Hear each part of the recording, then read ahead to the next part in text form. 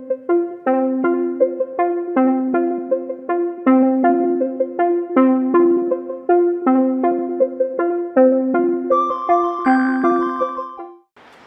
महेश, हमने एक general procedure समझा सारा कि कैसे केसेस को फाइल करना होता है, कैसे केसेस की इंक्वायरी होती है, कैसे उसकी एफआईआर होती है, कैसे चार्जशीट होती है, उसमें क्या चैलेंजेस है, ये सारी चीज़ें आपने बताई हमारे ऑडियंस को। अब बात करते हैं हम आपके केसेस के बारे में। जब आप ईओडब्ल्यू में थे तो आपने कौन से हाई प्रोफाइल केसेस का इन्वेस्टिगेशन किया, या आप उसका हिस्सा थे? ऐसा हुआ कि 2007 से लेकर 2015 तक मैं अटैच था ईओडब्ल्यू मुंबई में, और वो टाइम बहुत बड़े बड़े केसेस हो गए। स्पीक एशिया का केस आपको याद होगा। Speak Asia, that is basically Ponzi scheme. Ponzi scheme थी। Okay. फिर सिटी लिमोजिन का एक केस हुआ था, शायद वो भी पोंजी स्कीम थी। फिर क्यूनेट के अगेंस्ट इन्वेस्टिगेशंस हुए, बहुत इन्वेस्टिगेशंस, मल्टीपल केसेस उसमें रजिस्टर हुए थे। तो ये सारे जो इन्वेस्टर रिलेटेड फ्रॉड थे उनका इन्वेस्टिगेशन करने की अपॉर्चुनिटी मुझे मिली। एट द सेम टाइम मुझे कुछ यूनिक केसेस की भी इन्वेस्टिगेशन करने की अपॉर्चुनिटी मिली। एक एक्सपीरियंस बताना चाहूँगा। एक केस थी जिसके अंदर एक कोऑपरेटिव हाउसिंग सोसाइटी के एक मेंबर ने अपना फ्लैट बेचा था।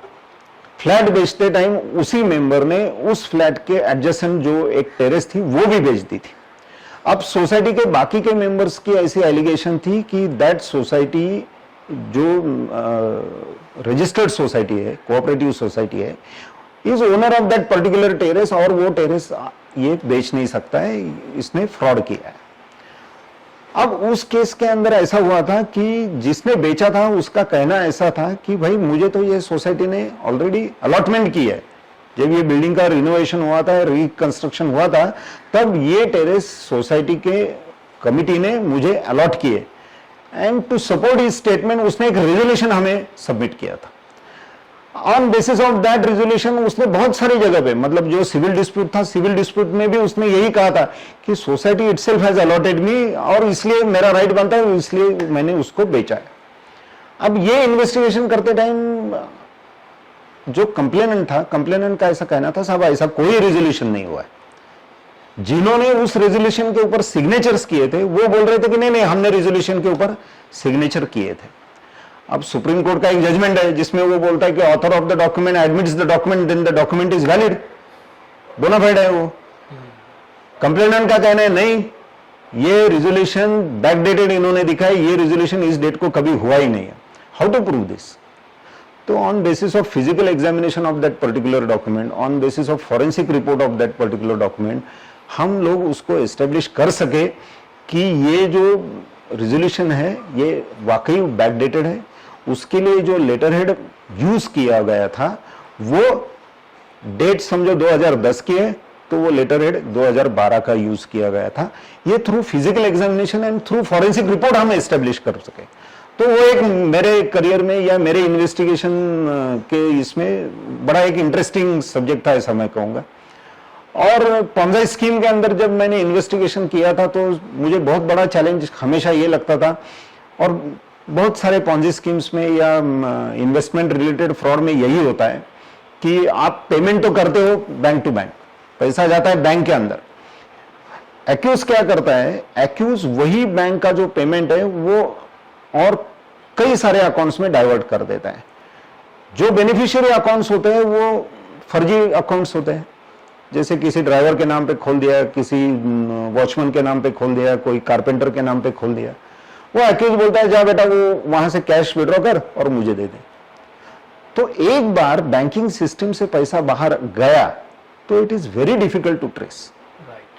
ये बहुत बड़ा चैलेंज है। और मैं मतलब ईओडब्ल्यू की इन्वेस्टिगेशन में जैसे ओरिजिनल डॉक्यूमेंट मिलना ये कभी कभी चैलेंज होता है, वैसे ही जो फंड डाइवर्ट हुए या साइफन आउट हुए हैं उनको ट्रेस आउट करना और उनको सीज करना ये भी बहुत बड़ा एक चैलेंज है। ये कौन से केस की बात कर रहे हैं? बहुत सारे पोंजी स्कीम्स में तो ये this is a very common trend कि वो बोगस बिल दिखाएंगे, बोगस इनवॉइसेस के ऊपर बोगस एंटिटी के नाम से पेमेंट होगा, वो पेमेंट आगे जाके कैश में विड्रॉ हो जाएगा। ये बड़ा यूजुअल प्रोसेस है, मतलब यूजुअल मोडस ऑपरेंडी मैं कहूंगा इसको। तो ये चैलेंज होता है। और एक ईओडब्ल्यू के इन्वेस्टिगेशन में जो चैलेंज जो मैंने देखा है, see at the end of the day जो कंप्लेनेंट रहता है, कंप्लेनेंट बोलता है साहब वो सब छोड़ दो, मेरा पैसा मुझे वापस मिलेगा कि नहीं ये बताओ, या मेरी प्रॉपर्टी मुझे वापस मिलेगी कि नहीं ये बताओ।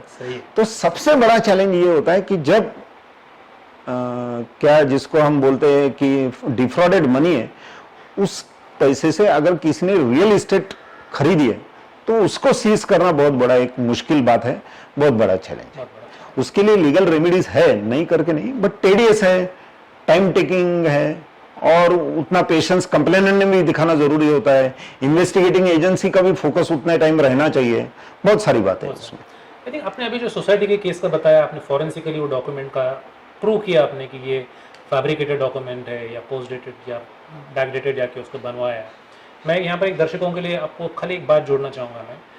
आपने ये पाकिस्तान के जो पहले प्राइम मिनिस्टर थे नवाज शरीफ, उनकी बेटी थी मरियम नवाज शरीफ, तो पाकिस्तान ने उनके जो पनामा पेपर लीक्स की जो इन्वेस्टिगेशन हुई थी, तो पाकिस्तान के सुप्रीम कोर्ट ने इन्वेस्टिगेशन उस पर बिठाया। तो इन्वेस्टिगेशन में आपने जिस तरह से भी बताया, तो उस केस में उन्होंने एक डॉक्यूमेंट प्रोड्यूस किया, मरियम सफदर ने एक डॉक्यूमेंट प्रोड्यूस किया सुप्रीम कोर्ट के सामने और कहा कि सर हमने तो ये डॉक्यूमेंट 2005 में या 6 में कुछ एग्जीक्यूट किया था इसको, हमने देखो ये हमारे साइन है। तो उस केस में तो उन्होंने वो जो फॉरेंसिक एक्सपर्ट से उन्होंने प्रूव किया, उसमें जब बहुत ज़्यादा दिमाग लगाना नहीं पड़ा उनको, उन्होंने कहा कि जो फॉन्ट जो था उस पर टाइप हुआ था वो फॉन्ट था कैलिबरी, और कैलिबरी फॉन्ट 2007 में आया, बिल्कुल, और 2005 में उन्होंने बताया कि हमने डॉक्यूमेंट बनाया। तो ऐसे मतलब छोटी छोटी बातें होती है, जब ने आप बताया कि बहुत इंटरेस्टिंग होती है। नहीं, और ऐसे केसेस में एक मेरा मतलब, मैंने वो जो सोसाइटी की केस की बात कही, जब हम लोगों ने उस ऑफिस बेरर्स को बुलाया, उसमें एक लेडी भी थी, और शी ऑल्सो सेड नहीं साहब हमने तो, she was 67 year old, that lady was 67 year old. उसने बोला कि नहीं साहब ये तो सिग्नेचर हमने इसी, यस ये जो डेट उसके ऊपर मेंशन है उसी डेट को ये मीटिंग हुई थी, उसी डेट में हमने ये रेजोल्यूशन पास किया है और हमने उसका अलॉटमेंट कर दिया है। अब जब ये फॉरेंसिक रिपोर्ट मेरे हाथ में आया था, जब मैंने उन सबको बुलाया था, unfortunately most of them senior citizen थे। अच्छा, तो बड़ी डेलिकेट सिचुएशन थी, तो मैंने उनको बताया कि भाई आप तो कह रहे हो कि ये 2010 में आपने किया, मगर उसके लिए आपकी एक गलती हो गई, 2010 में करते थे और 2010 का ही लेटर हेड यूज करते थे तो चलता था, ये आपने 2012 का लेटर हेड यूज किया। तो वो होता है ह्यूमन एलिमेंट। तो ये महेश आप ये बताइए कि आपने इतने केसेस इन्वेस्ट, इसमें सबसे बड़ा हाई प्रोफाइल केस आपने कौन सा था आपके हिसाब से, जिसमें आपने इन्वेस्टिगेट किया या लीड किया उस इन्वेस्टिगेशन? सर पर्सनली मुझे लगता है मैं ईओडब्ल्यू में था तो मैंने कुछ 17 या 18 केसेस इन्वेस्टिगेट किए थे, और बहुत सारे केसेस थे जिसका पार्ट ऑफ द टीम में था। For a investigator every case is interesting है, क्योंकि हर एक केस के जो डायनामिक्स है वो अलग अलग है, इवेंट्स अलग अलग है, इंसिडेंसेस अलग अलग है, और हर एक केस में कुछ ना कुछ आपको सीखने को मिलता है, वो आपका एटीट्यूड होना चाहिए। तो महेश आपने पुलिस फोर्स से रिजाइन कभी किया? मैंने 2015 में वॉलंटरी रिटायरमेंट लिया था। वैसे मेरी रिटायरमेंट एज 2026 की है। 2026 की, मतलब यहाँ से भी और 5 साल? बिल्कुल बिल्कुल। तो ये रिजाइन करने का आपके दिमाग में आया कैसे कि ये रिजाइन करें, रिजाइन करने के बाद में कंसल्टेंट या एडवाइजर बने, फिर यही सेवा प्रदान कर सकते हैं आप, ये कैसे आपको मतलब स्ट्राइक किया आपको? क्या होता है सर, आप भी उसी प्रोसेस के थ्रू गए हो तो you will empathise with me, कि जब आप पुलिस में होते हो या कोई भी ऑर्गेनाइजेशन का आप एक हिस्सा होते हो, तो you don a certain role, आप एक रोल करते हो। तो पुलिस में होते तो आप नेचुरली प्रोसिक्यूशन के साइड पे हो, और लकीली हमें अपॉर्चुनिटी मिली थी, हमने बहुत सारे स्टॉलवर्ड ऑफिसर के साथ काम करने का मौका मिला था। तो हमने उनका पैशन देखा था, उनका डिवोशन देखा था, और उनमें सब में एक कॉमन लिंक हमने हमेशा ये देखी थी मैंने पर्सनली, कि what is right, what is wrong is wrong. और एक बात, बहुत बड़ी बात ड्यूरिंग माय सर्विस मैंने सीखी थी, जब मेरे साथ में काम करने वाला मेरा ओन कलीग था, उसको अरेस्ट हुई थी, और उसको अरेस्ट उस काम से हुई थी क्योंकि उसने कुछ गलत काम किया था। वो टाइम मैंने ये सीखा था कि you are a policeman, once you are a policeman you will be always a policeman. But अब मेरी 24 साल सेवा पूरी हो गई थी, और मुझे मालूम था कि ठीक है अभी यही पेरीफेरी में आपको घूमना है, और हो जाता है कुछ कुछ लोगों के साथ कि जल्दी उगता जाते हैं, तो मैं उगता तो नहीं गया था, but I wanted to excel. लेकिन आप ये कह रहे हो कि आपका एक पैशन ऑलरेडी डेवलप हो चुका था इकोनॉमिक इन्वेस्टिगेशन को लेकर, बिल्कुल आपने लगा कि एक्सपर्टाइज थोड़ी सी आ गई है तो इसको कंटिन्यू करें, करेक्ट। तो जनता का भी फायदा हो जाएगा, मतलब आपको भी नया नया सीखने मिलेगा। नहीं, उसमें एक मैं आ ही रहा था उस बात के ऊपर कि उसमें मैंने एक देखा, मेरे पास भी बहुत सारी कंप्लेंट आती थी।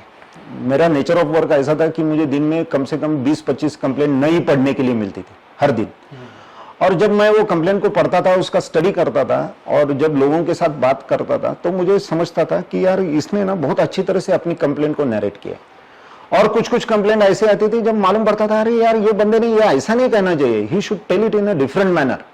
या कुछ ऐसे मैटर होते थे जिसमें फर्जी कंप्लेंट है, जिसका कोई मतलब ही नहीं है, देख के मालूम पड़ जाता है। हाँ, तो वो डिस्कनेक्ट मैं हमेशा आइडेंटिफाई करता था। फिर मैं ऐसे भी लोगों को मिला था कि जिनके पास पैसे नहीं है और जिनको नॉलेज नहीं है, या जिनके पास पैसा है बट जिनके पास नॉलेज नहीं। मैंने बहुत सारे कॉर्पोरेट हाउसेस में, आई एम सॉरी, मैंने बहुत सारे कॉर्पोरेट हाउसेस में ये भी देखा है कि they don't understand anything about criminal justice system, उनको जानकारी ही नहीं है। सही, दे नीड समबडी कि जो उनको प्रॉपरली गाइड करे, ऑनेस्टली गाइड करे, क्योंकि इसमें बहुत सारे डाउट भी है जिसकी वजह से पुलिस का भी नाम खराब होता है, समाज का भी नाम खराब होता है। कि वो लोग बोलते हैं हाँ मैं आपका काम करा दूंगा, आप ये इतनी फीस हमारे पास जमा कर दो, हम आपके कंप्लेंट को लॉजिकल एंड तक लेके जाएंगे। मगर ऐसा होता नहीं है, उसमें कोई शॉर्टकट नहीं है, और उसको बड़ा सिस्टमेटिक मैनर में आपको उस कंप्लेंट को शुरू से डेवलप करना चाहिए। आपने डॉक्यूमेंट्स को कलेक्ट करना चाहिए, आपने उस तरह से उसको प्रेजेंट करना चाहिए जिसको पढ़ के कोई भी रैशनल माइंड के आदमी को लगे कि हाँ भाई इसमें चीटिंग हुई है, या इसमें क्रिमिनल ब्रीच ऑफ ट्रस्ट हुआ है, या इसमें इसका नुकसान हुआ है। एटलीस्ट ये एक सामने वाले का इंप्रेशन होना चाहिए। और ये डिस्कनेक्ट या ये एक कम्युनिकेशन गैप मैं कह सकता हूं, ये मुझे हमेशा दिखती थी। और मुझे लगता था यार मैं अगर ये जो काम कर रहा हूं ये छोड़ के अगर मैं बाहर जाऊंगा तो मैं ये काम और अच्छी तरह से कर पाऊंगा। तो 24 साल हुए थे और पेंशनेबल जॉब थी, मुझे मालूम था एक certain service number of service के बाद, ईयर्स के बाद आपको पेंशन तो मिलने ही वाली है, तो एक सिक्योरिटी भी थी ऑनेस्टली स्पीकिंग। तो हमने सोचा कि ठीक है चलो रिजाइन करते हैं और अपना खुद का कुछ शुरू करते हैं। तो आपने जो अभी समझा उसमें से दो बातें ध्यान में आ रही है कि आपको ये लगा कि आपके पास नहीं सिर्फ नॉलेज है, तो ये नॉलेज अभी आपने गेन किया तो इसको बरकरार रखना चाहिए, लोगों को इसका फायदा मिलना चाहिए। बिल्कुल। और दूसरी बात ये थी कि आपको लगा कि मेरे ख्याल से आपने लॉ भी किया है, हाँ, लीगल नॉलेज भी आपको है और पुलिस का नॉलेज भी है, तो आप सिस्टम को अच्छी तरह से समझते हैं। बिल्कुल। क्रिमिनल जस्टिस सिस्टम कैसे मूव करती है आपको पता है। बिल्कुल। और सबसे इंपॉर्टेंट बात आपने जो बताई है कि एफआईआर इज द हार्ट, जो लग रहा है आप जो बता रहे हैं इस तरह से कि एफआईआर इज अ हार्ट और the complaint is the heart of the investigation. बिल्कुल। अगर कंप्लेंट अगर सही मायने पे या सही अगर ड्राफ्ट की गई, उसके साथ में लॉजिकली अगर चीज़ों को कोराबोरेट करके प्रेजेंट किया गया, राइट, तो कंप्लेनेंट को डेफिनेटली उसको जस्टिस मिलेगा या न्याय मिलेगा आगे की प्रक्रिया में। एकदम सही है? बिल्कुल सही। जब मैंने रिजाइन किया था तो मैंने अपने खुद के नाम से महेश आठवले एंड एसोसिएट्स के नाम से मैंने अपना खुद का वेंचर शुरू किया। एंड लकीली मुझे फ्रॉम डे वन काम मिलना शुरू हो गया और मैं काम कर रहा हूँ। 6 साल आज हो गए पूरे। बहुत बढ़िया। और अच्छा था, 6 साल के अंदर मैं कहूँगा कि कम से कम 350-400 क्लाइंट तो हुए रहेंगे। 350-400 क्लाइंट। बिल्कुल बिल्कुल। मतलब अगर कुछ क्लाइंट अगर पकड़ते उसमें रिपीट कंप्लेंट्स होगी उनकी, तो मतलब वो भी होता है कभी बहुत कभी। बड़ा नंबर होगा फिर होता। तो ये आपकी जो कंपनी है कंसल्टेंसी फर्म, उसके थ्रू आप किस तरह की सेवाएं प्रदान करते हैं? जैसे कि आप एक तो बताया आपने कि drafting of FIR, drafting of complain, और क्या क्या चीज़ें आप हेल्प करते हैं क्लाइंट को? ऐसा है कि प्रेजेंटेशन का बहुत बड़ा महत्व है। आप क्या क्या चीज़ें रिकॉर्ड पे लाते हो और कैसे उसको प्रेजेंट करते हो, ये बहुत इंपॉर्टेंट है कोई भी एक इकोनॉमिक फ्रॉड के बारे में। और इसके लिए बहुत सारे बैकग्राउंड एक्सरसाइज बहुत सारी है, जैसे कि बैकग्राउंड चेक करना है, मार्केट इंटेलिजेंस है, एसेट ट्रेसिंग है, या फॉरेंसिक एविडेंस को पहले ही आपने कलेक्ट करना है, सिक्योरिटाइज करना है। ये बहुत सारे एस्पेक्ट्स है इन्वेस्टिगेशन में प्रायर गोइंग टू पुलिस। तो वो सारी सर्विसेज हम आपके लिए दे सकते हैं। और लकीली मैं I am associated with true professionals and who really understand their job very well, और जिनके साथ ऑनेस्टली स्पीकिंग जो काम मैं पुलिस में कर रहा था वही काम आज मैं बाहर आके भी कर रहा हूँ। बढ़िया। तो आई थिंक बहुत इंपॉर्टेंट बात कही आपने, लेकिन मेरा ये कहना है कि आपने जो अभी ये प्रोसीजर बताई सारी, ये एफआईआर फाइल होने के पहले या कंप्लेंट फाइल करने के पहले, लेकिन आप क्लाइंट को हैंड होल्डिंग, आपका एक बार एफआईआर फाइल होती है उसके बाद भी आप गाइड करते होंगे चार्जशीट? जरूर करते या जो ट्रायल चलने तक भी क्लाइंट्स आते होंगे? जरूर करते हैं। तो मोटा मोटी ये कहना सही होगा कि आप क्लाइंट को end to end solution and provide to end solution बहुत इंपॉर्टेंट है। यस। तो महेश, अगला सवाल, हमने सुना है कि आपने कोई नई कंपनी भी एक्वायर की है अभी, जो मैं दर्शकों को ये जरूर बताना चाहूँगा कि मेरे दो वरिष्ठ मित्र हैं जो पहले पुलिस महकमे में थे और बाद में उन्होंने रिज़ाइन किया और उन्होंने एक अपनी खुद की company LLP partnership firm establish की है और बड़ी अच्छी तरह से वो काम कर रही है। और मुझे अपॉर्चुनिटी मिली है, मैं एक्वायर किया, ऐसा नहीं कहूँगा, मैं तो कहूँगा कि आई हैव जॉइंड देम और हम लोग साथ में मिलके ये काम कर रहे हैं।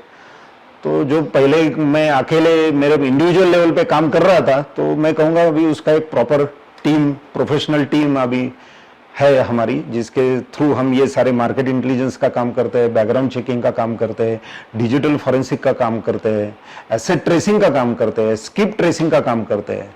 हमने बीच में एक इंटरनेशनल बैंक है, इंटरनेशनल बैंक में एक मतलब जिसने लोन लिया था, डिफॉल्टर था, और पब्लिक लिमिटेड कंपनी है, मैं नाम नहीं लेना चाहता हूँ उनका, पब्लिक लिमिटेड कंपनी है, 2000 करोड़ का उन्होंने एक्सपोजर था। उन्होंने उतना नेशनल बैंक, नेशनलाइज बैंक और इंटरनेशनल बैंक के कंसोर्शियम के थ्रू 2000 करोड़ रुपए का उन्होंने लोन लिया हुआ था और वो भाग गए थे। तो हमने उनको ढूंढ के निकाला था, जिसको हम स्किप ट्रेसिंग कहते हैं कॉर्पोरेट लैंग्वेज में। तो हमने उनको ढूंढ के निकाला था और उन्होंने मतलब पुलिस ने उनको फिर अरेस्ट भी किया था। तो आप कह रहे हैं कि आपके पास इंफ्रास्ट्रक्चर नहीं है, जिस तरह से पुलिस के पास में मशीनरी होती है, ना आपके पास में कानून के अंदर कोई पावर्स है, लेकिन बिना कोई कानून का उल्लंघन करके बिल्कुल आपने उस पर्सन की प्रेजेंस को आइडेंटिफाई किया, बिल्कुल, और फिर आप पुलिस की मदद से जहाँ एफआईआर रजिस्टर की उसको अरेस्ट किया। बिल्कुल बिल्कुल, बहुत बड़ी बात है। तो महेश, मुझे पता है कि आप इकोनॉमिक फ्रॉड इन्वेस्टिगेशन के विषय पर एक मास्टर ट्रेनर भी हो। आप फ्रॉड इन्वेस्टिगेशन कैसे की जाती है इस ट्रेनिंग में काफ़ी काम करते हैं आप, पुलिस अधिकारियों को हर जगह पे आप ट्रेन करते हो। दर्शकों को ये बताइए आप कि ट्रेनिंग जब इम्पार्ट करते हो तो किस तरह की ट्रेनिंग होती है जब पुलिस ऑफिसर्स को ट्रेन करते हैं? सर, मैं कहना चाहता हूं कि मैं सिर्फ पुलिस एकेडमी में ही नहीं जाता हूं, कुछ कॉरपोरेट हाउसेस है वो भी मुझे बुलाती है। और बेसिकली कोई भी एक फ्रॉड का इन्वेस्टिगेशन होता है जो जर्मिनेट होता है या उसकी शुरुआत होती है कंप्लेंट्स का। और कंप्लेंट जब फॉर्मुलेट होती है, जब सारा सीक्वेंस ऑफ इवेंट आप बिठाओगे, सारा आप आइडेंटिफाई करोगे, हर एक जिनके अगेंस्ट आपके एलिगेशन है उनका रोल को आप आइडेंटिफाई करोगे, उनको डॉक्यूमेंट, उसका प्रॉपरली डॉक्यूमेंटाइजेशन करोगे, तब जाके आगे जाके एक कन्विंसिंग कंप्लेंट होती है।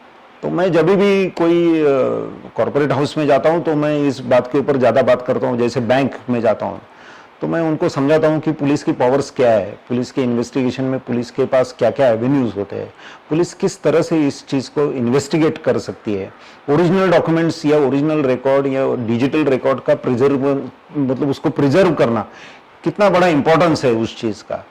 ये सारी बातों के ऊपर मैं ज़्यादा इंटरेस्टेड, चेन ऑफ कस्टडी है। तो जब पुलिस को जब इम्पार्ट करते हो ट्रेनिंग, तो सिर्फ ये आपके पेयर्स या जूनियर ऑफिसर्स करते हो कि आपको कई ऐसे मौके मिले कि आप सीनियर पुलिस ऑफिसर्स को ट्रेन करने का कभी मौका मिला? जरूर मौके मिले मुझे थ्रू महाराष्ट्र पुलिस एकेडमी। जब वो मुझे बुलाते हैं ऐसे सारे इंटरेक्शन में या ऐसे कोई भी एक ट्रेनिंग कोर्स में बुलाते हैं तो आई डू गो देयर। और वहाँ पे कभी कभी ऐसा भी होता है कि जो बहुत सीनियर इन रैंक है, जिनको मैं कभी रिपोर्ट करता था, उस रैंक के ऑफिसर्स है, उनके सामने भी बोलने का मौका मुझे मिलता है। तो you have to be very careful कि आप कहीं गलत नहीं बोल रहे हो या आप कहीं, मतलब you are telling them factually. But honestly speaking मेरा आज तक का फीडबैक का जो ट्रैक रिकॉर्ड है वो 99% पॉजिटिव रिस्पांस मिलता है पुलिस एकेडमी में। यूजुअली एक्सेलेंट फीडबैक आता है, मिलता है अभी। तो ये ट्रेनिंग के बाद में पुलिस ऑफिसर जब ट्रेन ट्रेनिंग करते हैं तो आपको ऑफकोर्स मैंने कोई भी चीज़ एक दिन में सीखी नहीं जा सकती है, लेकिन डेफिनेटली कुछ ऐसे चीज़ें या टेक अवेज होती है या कुछ ऐसे बातें होती है, सीखने मिलती है, नई नई टिप्स मिलती है इन्वेस्टिगेशन की। जब ये होती है ट्रेनिंग तो डेफिनेटली मैं समझता हूँ कि उनका कॉन्फिडेंस लेवल ऊपर जाता होगा। जाना चाहिए ideally, yes, if they are participating with whole heart तो उनको तो उससे जरूर फायदा होता है। ट्रेनिंग इज मस्ट, क्योंकि बहुत सारी बातें होती है सर, यू वोंट बिलीव, यूओडब्ल्यू में 7 साल काम करने के बाद इन माय लास्ट ईयर मैं एक टिपिकल फ्रॉड के बारे में, जिनके बारे में मुझे कभी मालूम नहीं था, उसको मैं सीख लिया। जिसको आप बोलते हैं ना कि आप चेक डिस्काउंटिंग करते हैं, तो चेक डिस्काउंटिंग के बारे में मैंने सुना था, कुछ कुछ केसेस में आई कम अक्रॉस, मगर उसका एविडेंस पॉइंट ऑफ व्यू आप कैसे इन्वेस्टिगेशन करो, ये मैं in the last year of my service में सीखा हूं। तो ये ऑनगोइंग प्रोसेस है। जैसे अभी डिजिटल फॉरेंसिक आप करते हो, तो डिजिटल फॉरेंसिक में आपको ट्रेसेस आइडेंटिफाई करना है। रिसेंटली हमारे पास एक क्लाइंट है, लिमिटेड पब्लिक लिमिटेड कंपनी है, जिसके अंदर फ्रॉड हुआ है, 1.25 करोड़ रुपए का कुछ फ्रॉड हुआ है।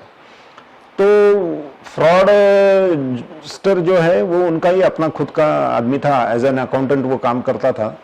तो वो जो कंपनी एक पर्टिकुलर सॉफ्टवेयर यूज करती थी, सॉफ्टवेयर के डेटाबेस में जाके उसको बैंक अकाउंट नंबर को वो चेंज करता था। पेमेंट डिसबर्स होने के बाद वो दोबारा original bank account number restore करता था। अब मुझे उसका इन्वेस्टिगेशन करना है, तो मुझे वो जो सॉफ्टवेयर है, सॉफ्टवेयर का डेटाबेस है, सॉफ्टवेयर के डेटाबेस में जाके मुझे आइडेंटिफाई करना पड़ा कि इसने कौन कौन से तारीख को कौन कौन से इंटरनेट प्रोटोकॉल यूज करके उस सॉफ्टवेयर में उसने एंट्री किया है और क्या क्या एक्टिविटी उसके अंदर की है। तो डिजिटल फुटप्रिंट तो मार्वलस है, मैं तो कहता हूँ, सब कुछ मिल गया, मतलब सब कुछ मिल जाता है, हार्डकोर एविडेंस मिल जाता है। और एक सवाल, आप पुलिस ऑफिसर को ट्रेन करते हैं, अब नाउ यू आर प्रोफेशनल, तो पुलिस को कभी चार्ज करते क्या पैसा आप, क्या खाली कॉर्पोरेट से करते हैं? मैं जब ग्रेजुएट हुआ था तो मेरी कोई आइडेंटिटी नहीं थी। जब मैं पुलिस ऑफिसर बन गया तो मेरी एक आइडेंटिटी एस्टेब्लिश हो गई। वही आइडेंटिटी को आगे जाके I have converted my self into a professional. और आप, मैंने पहले भी कहा कि once a policeman is always a policeman, तो वो जज्बा, वो पैशन अभी भी मेरे मन में है। और मैं नहीं चाहता हूं कि मैं चार्ज करूं या उनसे कुछ पैसा लूं, कोई वो मेरा मकसद भी नहीं है। Because you are saying that you owe to the police. बिल्कुल बिल्कुल।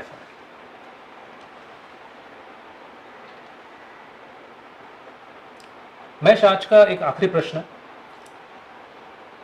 ज्यादा से ज्यादा फ्रॉड विक्टिम्स तक पहुंचने और उनको मदद करने के लिए कोई आपके पास ऐसे कोई प्लान दिमाग में है, एक ब्रॉड लेवल प्लान कि हाँ अभी ये काम कर रहे हो आप, तो आपका रीच बढ़ाना चाहिए और इस तरह जहाँ जहाँ लोगों को विक्टिम्स है, फ्रॉड के विक्टिम्स, उनको मदद करनी चाहिए? तो सर ऐसा है कि मतलब मेरा प्रोफेशनल इंटरेस्ट हम दूसरी जगह रख देते हैं, मतलब we will keep it apart, मेरा प्रोफेशनल इंटरेस्ट। मैं वही पूछ रहा हूँ, समाज के लिए जेन्युइनली अगर आप समझोगे ना, तो बहुत सारे लोगों को आज भी मालूम नहीं पड़ता है कि उनके साथ ठगी हुई है या they have been cheated, they have been defrauded, मालूम ही नहीं पड़ता है। और उसकी वजह बहुत सारी है कि उसको इस तरह से कैमोफ्लेज किया जाता है, उस तरह से उसको बेवकूफ़ बनाया जाता है विक्टिम को, कि उसको मालूम नहीं पड़ता है। अब कॉर्पोरेट हाउसेस में भी देखो सर, या बैंकिंग सेक्टर में भी देखो, क्या कम फ्रॉड होते हैं?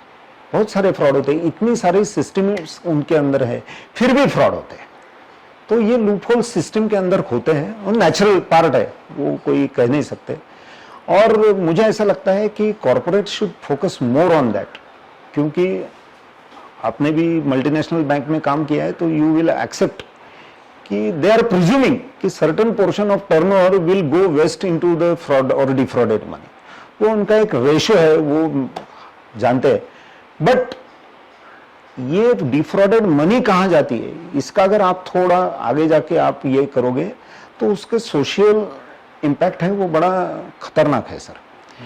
यही पैसे से ड्रग्स लिए जाते हैं, यही पैसे से अय्याशी की जाती है, यही पैसे से हो सकता है कि टेरर मनी भी हो सकती है, टेरर फंडिंग भी हो सकती है। जितनी भी पॉन्जा स्कीम्स है उसमें करोड़ों रुपए का, आज आप देख लो, गए 70 साल का आपका हिसाब किताब जोड़ोगे तो आप you will not be able to tell कितना अमाउंट डिफ्रॉड हुआ है। तो पैसा गया कहाँ वहां पे? तो ये एक सोशल इम्पैक्ट बहुत बड़ा है। और मैं कहता हूं कि कॉर्पोरेट हाउसेस में तो ये होना चाहिए, बट जो इन्वेस्टर फोरम्स है जो लोग इन्वेस्टमेंट करना चाहते हैं they should open up their eyes. अभी भी मतलब आज की तारीख में सर जितना मुझे जानकारी है गए 10 साल के अंदर इन्वेस्टर्स के लिए इतने सारे एवेन्यूज आए हैं, फिर भी इन्वेस्टर फ्रॉड होते हैं। सही है। बड़ी अचरज की बात है, very surprising. Basically you are saying that I think ये थोड़ा प्रिवेंट किया जा सकता है, कम किया जा सकता है। बेसिकली इसको रेगुलरली एजुकेट करना पड़ेगा लोगों को। बहुत बहुत उसमें public awareness, yes yes, ongoing process होते हैं, ऑनगोइंग प्रोसेस है सर ये। सो महेश के साथ का इंटरव्यू यहीं समाप्त करते हैं हम लोग।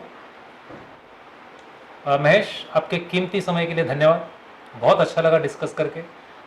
मुझे पूरा भरोसा है कि हमारे ऑडियंस को काफ़ी कुछ सीखने मिलेगा इस चर्चा से, और इसका सही तरह जब भी उनको जो ज़रूरत पड़ेगी, पढ़ना नहीं चाहिए इस तरह के काम के लिए ज़रूरत, बट जब भी पड़ेगी तो वो आपका ये इंटरव्यू ध्यान में रखेंगे और ज़्यादा इन्फॉर्मेशन गेन करने की कोशिश करेंगे और अपने प्रॉब्लम्स को रिजॉल्व करने की कोशिश करेंगे। धन्यवाद, thank you.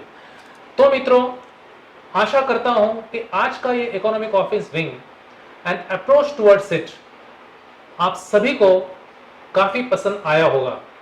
If you like the video then please subscribe to my channel and press the bell icon to get a new video update. Thank you so much.